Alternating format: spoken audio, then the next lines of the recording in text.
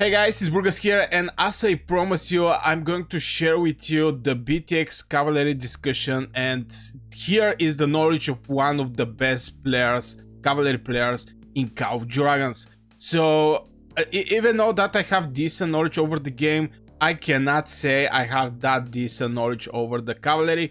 So, here we're going to mostly see the guide from Face of Blade, one of the, if not the best cavalry player in Call of Dragons. So here we're going to also see some pictures of our bad boy Sojo. Here's the thing, that's why I try to make some cavalry videos, but I'm not so good in this, because I will never understand forum deal with Mogro or Danfeld and Nika as a cavalry. I'll never understand that. But yeah, let's jump directly. So what we're going to see here is content overview, hero pairing, discover the best combination to maximize your cavalry power, artifact and pets. I'm very bad with the pets, I'm not gonna lie you guys, I'm very bad with the pets. Learn which choices can significantly boost your performance, talents, focus the key talents, and synchronization, technical and sync. Yeah, speed over the cavalry heroes. Yeah. Let's jump directly. Happy gaming, Face of Blades. Brother, what is this thing? What is this thing? Anyway, let's jump over the cavalry, how to play. Okay, so number one, how to play efficiently, hero pairing. Okay, this is looking better. Okay, let's jump. Okay, so this is going to be the first thing, which is going to be a pet, Emrys Bakshi. I think Bakshi Emrys is better, but again, I'm not so good in this thing. So we have this. Maybe I'm going to make a couple, maybe 2 parts, because this is very long strategy, and I don't think somebody want to sit here and watch for 1 hour. So this is one of the pets you can actually use. Core skills, Subred, Advancing Subred. And this is the spells. I don't know if you can actually see that, what kind of spells, but yeah, I'm going to move my head from time to time like this so you can see all the skills. This is the artifact, Cyclone Blade, additional effects. Brother, this everything is maxed, and here is the talent tree. And this is something like, how to say it, calculation, 59%, have no idea. Not Spring Blade's passive give you up to 30% extra damage after rage cycle. After each rage you get the passive and you have the buff. So this is one of the things. Forundil Kinara. Forundil Kinara. What is going on? I'm seriously. Now cavalry players should make their strategy. Now here we have different pet. I actually forgot all of the name of the pet. This one, so for Forundil Kinara, we're going to have this this pet here. We have like a 60% of, I'm not quite sure what. Forundil have a control talent tree, just to mention that, and also Kinara.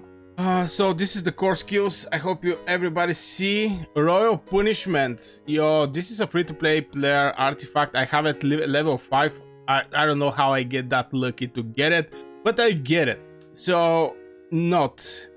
Later we will explain how the arrogance skill works and how you can maximize the stacks and get the 9 from the most damage possible. Okay.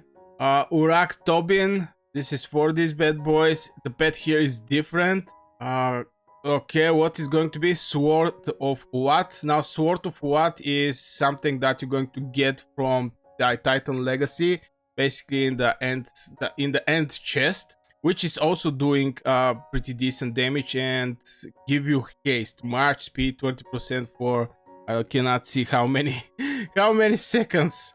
Now the EOS skill for the blade Manticore is just an upgraded version of Tooth and Claw, not worth the 4 Ember in my opinion. So yeah, we see some opinions. So far it's like 1, 2, 3 legions.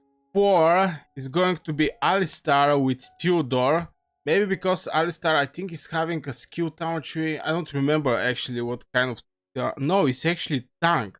Okay. note the reason we're using Wolfhorn on Alistar is because the AoE damage that Alistar has. Yeah, Alistar is having AoE damage. I think I don't remember, by the way, how many units he's hitting. Splash damage will maximize the artifact damage up to 3. Terrible hoe. So this, I guess, a cavalry. Skill damage. The tremble duration. Continuous damage factor, and this is the skill talent tree for Alistar. And finally here we have Skogul. I'm not so sure with who. The 4th March you can use Infantry. The 75% slow effect of Infantry will help you a lot, and at the same time they can absorb damage. So you can go actually Skogul with Goresh as a deputy, or Nika. Now Nika is a very good one because it's going to have this 30% reducing of the HP, but at the same time Theodore is also having this spell, so maybe, I don't know, maybe Goresh just to be a little more tanky, you know. And this is the pet, this is what was the name, Venom Lizard, with all these things, even though I think this pet is more for get hitted. Mighty Tywin, basically to get some march speed, by the way. Grants you Legion some march speed. Legion march speed bonus can go up to, I don't know, I cannot see the green one, but it's 42% plus. And this is the Skogul actually talent tree. As you can see, there's a lot of points over the march speed, so they're going to be fast like a cavalry. How the Berserk works. The stacks of arrogance skill for your pet come from arrogance skill. Oh yeah, this pet here, by the way, is basically this pet here. I think. I don't remember. Again, I'm not that good with the pets. Okay. The stacks of arrogance skills for your pet come from your hero skill, debuff talent, and war pet skill. More stacks, more debuff, more damage. With who we actually pair this, I think should be with Theodore. It's actually, no, it's not with Theodore. But still, Forondil is having debuff. Skill hero, 2 stacks Forondil, first skill inflict cowardice, yeah. 2 stacks awaken skill from Forondil, minus 20% physical defense break and slow, 50% chance. 1 stack Theodore, first skill inflict bruise. But this is actually something like, you know, Forondil with Theodore, not with Kinara, yeah. Pet, 2 stacks intensive arrogance, with it depends on the start of the skill and the work of your pet. Forondil talent tree for control, 1 stack cyclone, seal for commander and deputy, 100% chance. Blindside, tremble, ambush, retence. By the way, you can actually all go and check it out. Max stacks for arrogance to deal maximum damage is 9. The maximum is 12 if you have super lucky, where there only 9 stacks can be added up to reach the max. The minimum is 7 if you were unlucky and don't want to use intensive arrogance skill on your pet. So here we are talking about the stacks. This is how the Berserk work. I don't know if you can actually see, guys. Maybe my big head is closing some of the stuffs here. Maybe I'm going to try to somehow. Okay, I mean, if somebody want to, you know, get more information, maybe I can actually remove myself. Yeah. No more burgers. Okay, no more burgers. How to by the way, just to maybe click over this one. I don't know if you guys actually see it. Yeah, and this is the second one. Don't rush. What is this horse are doing? Just remember that the sooner or later we will have generation 4 heroes. By having that 4th generation, you can simply pair each cavalry generation together from G1 to G4, and you will fulfill and your 5th march you can have Skogul deputy of choice. Basically Skogul, it can be some infantry, you know. So try not to think much about it. Be patient and don't rush everything. That way you will have the best option set up with no regrets. Meanwhile, you can use the time and just work on the first 3 generation until we have the 4th generation. Yeah, basically, don't rush with couple words. We're going to have this we're going to have this generation 4. It's going to be close, I think. I'm not quite sure after who was coming the cavalry. I think it was marksmans, maybe it was cavalry. Yeah, after the marksmans we're going to have generation 4 cavalry, so no issue. How to calculate the speed? To calculate the speed you need S5 factors. Base troop stats. When you go your camp and look the stats of each troop, you can troops kind, you will see movement speed reach number like 163 for tier 5 infantry or 208 for tier 5 cavalry. The green ones don't matter, they are additional, which have already been calculated. Hero skills. Some hero skills will give additional movement speed through down skill, artifact, legion, march speed. Some artifact, yeah, the fetter and the Sorwant blade. The fetter is actually boosting couple legions till the Sorwant blade is actually for the legion that is having this artifact. Legion march speed. When you go to your profile battle statistics, scroll down until you see legion march speed.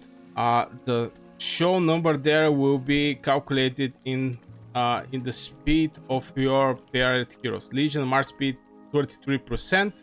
For example, imagine you want to calculate the speed of your infantry to sync with your cavalry. You have Skogo Talentry that give you max 66% speed.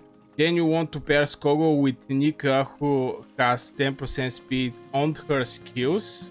At the end, you want to use Spring Bird Feather artifact to boost your speed, which give you 37.5% speed. So here we're looking to actually get the infantry fast enough to stay with the cavalry. That's awesome, especially when the infantry have this swole. You can basically eat alive legions on the battlefield. So the calculation for that will be like 163 plus 163, 403. With this method you can sync the speed of your heroes. Very good one, very good one.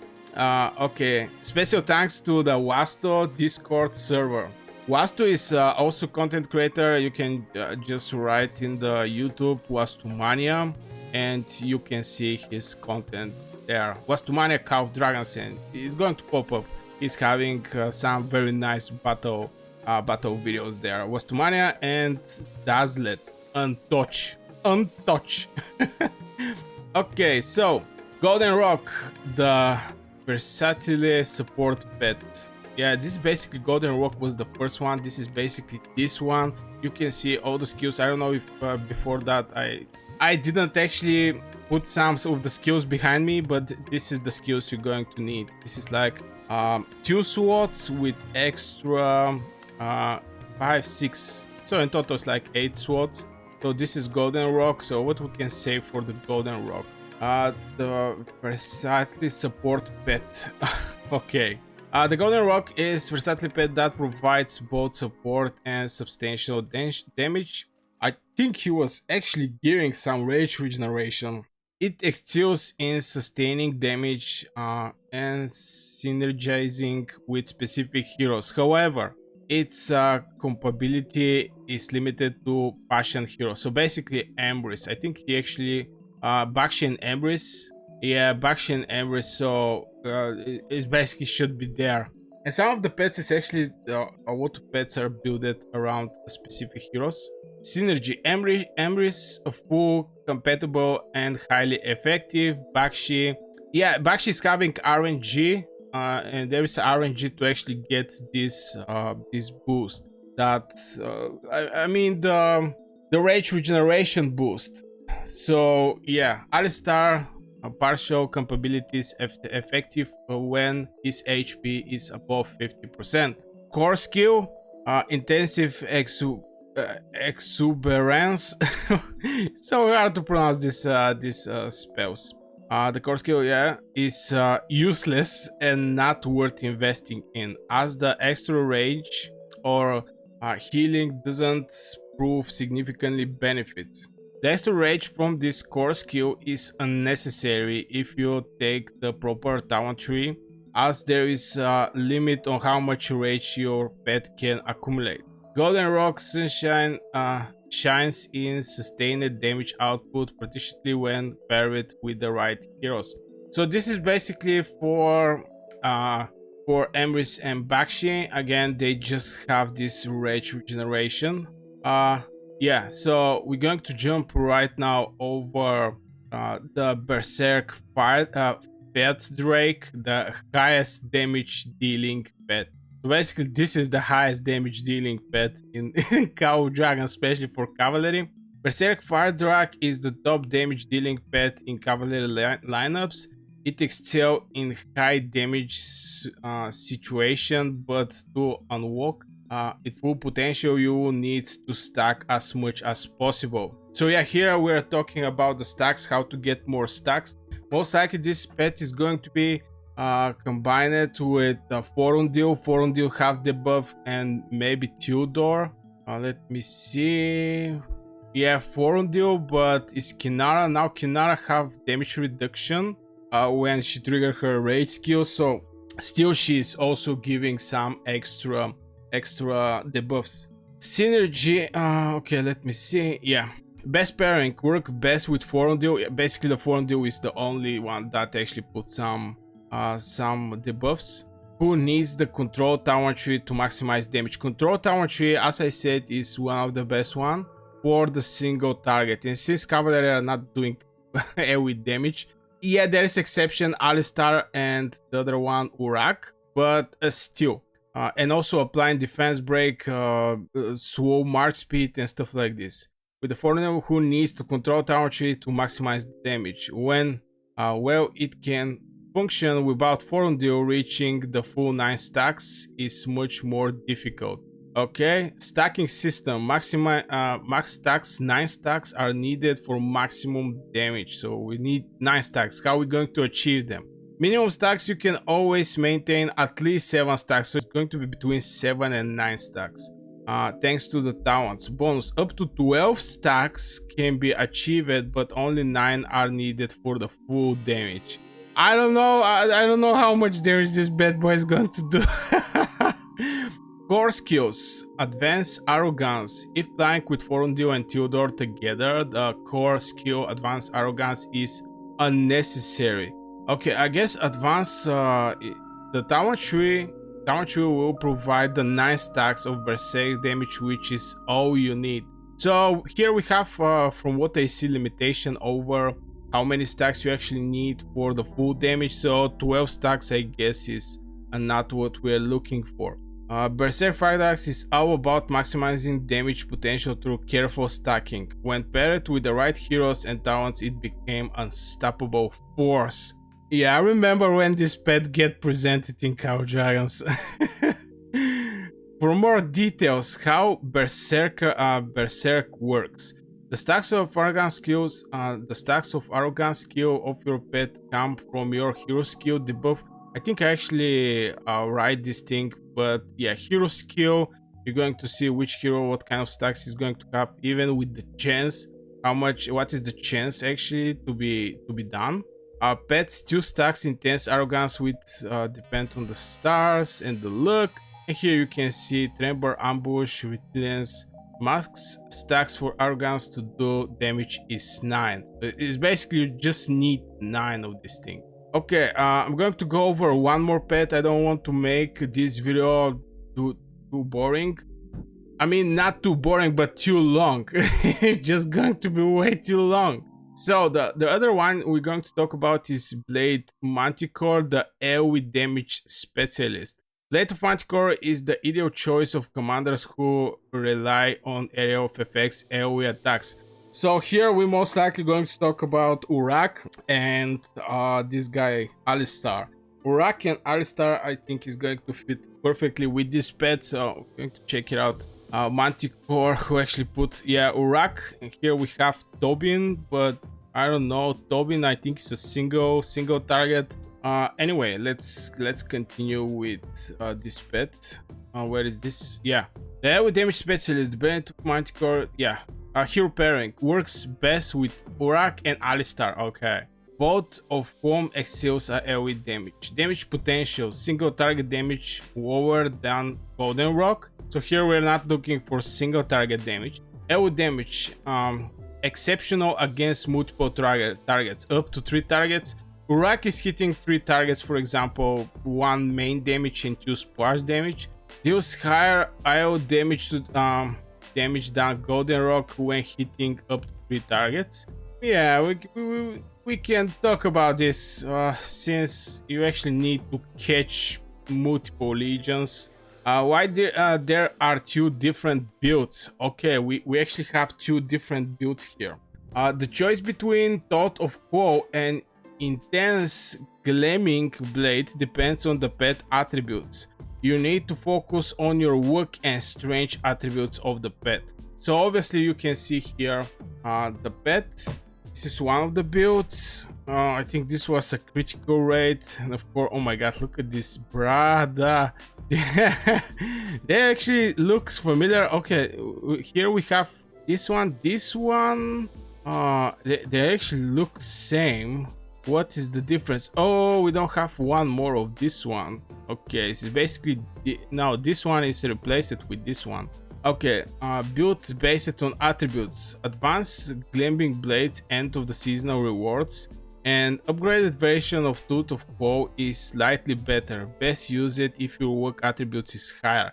So here we're talking about which attribute is better, since you know these skills is luck, agility, and agility. So if you don't have agility, you can actually go with strange, because one of the spells is also strange. So it's agility, it's a strange, and luck. On this side is more luck from actually strange. But yeah, either for your strange. So basically this is the 2 difference here. Okay, Anger Roar, Blood Roar. Quick note: universal skill priority for pets. Anger Roar, Blood Roar, Fatal Bait. This is basically these spells. You're going to see them in almost all of the pets that currently we're discussing here. So yeah, there are 3 skills that always be used together. Important. Fatal Bite alone is ineffective. It's 33 additional crit damage. Yeah, it's ineffective because if you don't do critical, if you don't have critical rate, it's completely pointless to have critical damage. It requires a base critical damage value about at least one of the Roar. Fatal Bout has no effects. A lot of people make this mistake. Be careful, okay? Be careful.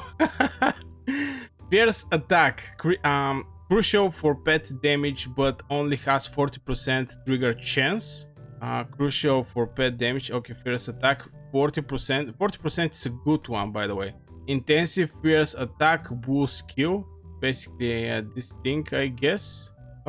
Intensive Fierce ensures the 100% trigger chance of Fierce Attack. Okay. Why we avoiding Advanced Fierce Attack? Purple skill. When well is boost damage, the trigger chance remain 40%. This means a significant number for your fierce attack attention will not activate it. Okay, so here we're talking about the activation chance. In long fights, the consistent damage for intense fierce attack boost skill outperform the occasion boost from the pet skill, purple skill. Yeah, basically this one, I guess. Okay. Unfortunately, Thought and Quote, the 8 skill slot for pets should always be reserved for these essential skills. Stuck to this priority for reliable and optimal performance in the battle. So the priority is like this, you know. First is these 3 skills. After this, you can go with these 2, and finally you can go with this one. Okay. This is the speed build. We're going to go over the builds, but I think, yeah, let me just put this thing. It's going to be in the second video because I just don't I just don't want to make this video very long, you know, just to I think here is the thing. I think information should be delivered on portions from this to make like 1 hour video, and everybody is going to be, oh brother, is this going to end at one day? And I think here the information is extremely valuable for the cavalry players, something that this is so much in deep thoughts, in deep calculation. And in next video we're going to talk also about the downward trees and speed buff, because cavalry is all about striking hard and striking with speed. So I guess this will for this video, guys. I really hope you enjoyed. Don't forget, we're going to make part 2, maybe part 3, just to separate the things and make it more easy for people to, you know, watch. So yeah, like, subscribe, see you in the next video.